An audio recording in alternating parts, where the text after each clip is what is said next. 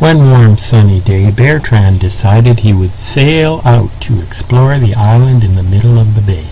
He packed his favorite picnic basket and his big yellow beach blanket. It was a beautiful day for sailing. As he approached the island, he thought it looked perfect. A little snow-capped mountain stood above the slopes, treed with palms, nut and fruit trees. He could hear small birds and monkeys calling to each other in the trees. He pulled up his boat on the fine sandy beach. He walked up the beach a little to spread out his blanket on the sand. He set down his basket, took off his jacket, captain's hat, and his shoes. Then Beartrand started toward the surf for a swim before lunch. The sand was warm on the bottoms of his feet. The water was warm between his toes. The sun was warm on his fur. Beartrand turned to look at the cool green jungle and the icy white mountain.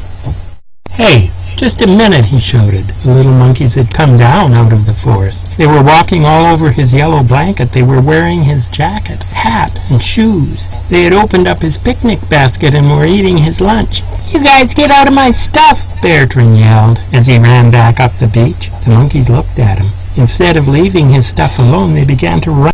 Beartrand was terribly angry now. "Thieves!" he screamed. "You'll go to jail for this." The last monkey had snatched Beartrand's yellow blanket and was dragging it up the path through the jungle. The yellow blanket was easy to see through the leaves. Beartrand raced up the path after it. The path began to grow steeper. The monkey was taking the blanket up the side of the mountain. Beartrand was getting hot. He was getting tired. The trees and bushes were thick beside the path, and each time the little bear saw his yellow blanket flash through the trees, he jumped ahead to catch up to the thief. The trees began to thin as they came to the top of the mountain. Beartrand could see the monkey take his blanket up, where the snow lay on the rock. Now he had him. There was nowhere for the monkey to escape. He was standing on the edge of a cliff. Beartrand laughed. He moved slowly toward the little monkey. Then he jumped for him. The monkey jumped too. He jumped right off the cliff. Beartrand looked over the edge and watched him fall through the air. The monkey had one corner of the blanket in each hand and one corner of the blanket in each foot. The blanket spread out like a big yellow parachute. Beartrand watched the monkey float safely down from the mountain top. The monkey was sticking out his tongue at the little bear. Beartrand was so unhappy he sat down in the snow and cried. But the snow was no place to sit down and cry. Snow was too cold. He got up and began to walk back down the path. He felt awful. He was tired. His feet hurt. He was hungry. All his stuff was gone. He'd been outsmarted by the monkeys. How would he ever get home again? At least he would not starve. He had seen lots of food growing wild on the way up. There were bananas, fruits, berries, and many kinds of nuts. He would love a banana, he thought. He reached up to pick one. Then he stopped. He had thought of something he would like even better than a banana. And that thought had put an idea into his head. It was a very good idea. Beartrand thought about it a little longer. The idea grew into a plan. The monkeys watched the little bear as he came down the mountain. He had a large basket woven of palm leaves. Sometimes he would stop to pick something off a tree or a bush. Then he would add it to his basket. "What's he doing?" asked one of the little monkeys. "He's picking leaves," said another. "He's making himself a new hat and shoes." The monkeys sat in their tree and made fun of Beartrand and laughed and laughed. "Maybe he's making a boat. He's making a boat out of bananas. He's going to float home on a coconut." The monkeys yelled and laughed. Beartrand ignored them. He went on picking leaves, bananas, coconuts, fruit, and nuts, and adding them to his basket. Finally, the little bear set his basket and his bundles down in the middle of the beach. He spread everything on the sand and began to work. He took out little brown beans and crushed them into a sauce with honey.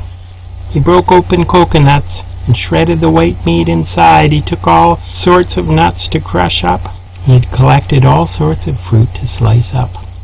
As he worked, he talked aloud. He knew that the little monkeys were listening to every word. "These bananas are just perfect." "I hope you like bananas," yelled one of the monkeys. "We eat them every day." "Not like this," said Beartrand. He held up a pineapple that he was peeling and cutting into little pieces. "I had pineapple for breakfast," yelled another little monkey. I bet you didn't have pineapple with strawberry sauce, Beartrand called back. We don't like fruit salad. Another monkey called. Some of his friends laughed with him.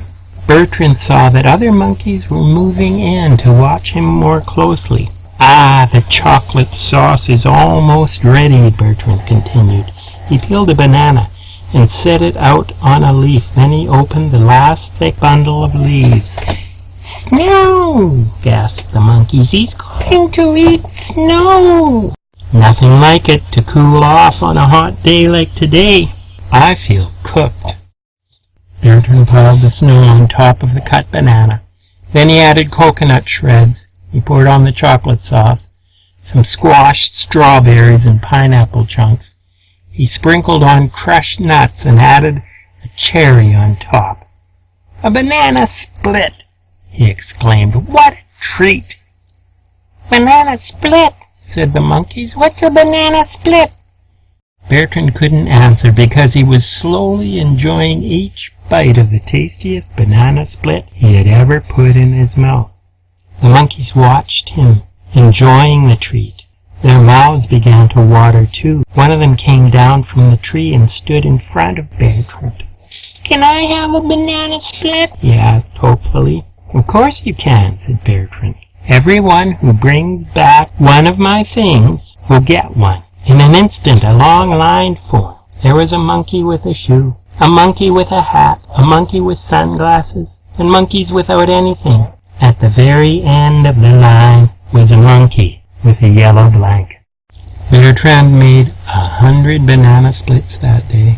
He never blamed any of the monkey thieves. Even though his hat was battered, his lunch bag was empty, and his blanket was dirty, he gave each monkey the treat. The little monkeys loved banana splits. After the eating was over, the party continued with singing and dancing and every sort of monkey fun. As the sun went down, Beartrand had to leave the island of mischievous monkeys and go home. His boat had been brought back. He checked the sails all over to make sure there was no damage. Beartrand was very tired after all the work and all the fun. I've had a wonderful time, he said as he pushed the boat into the water. Come back, Beartrand, the monkeys called. I will, said the little bear. I know you love banana splits, but just wait until you taste pineapple and pepper pizza.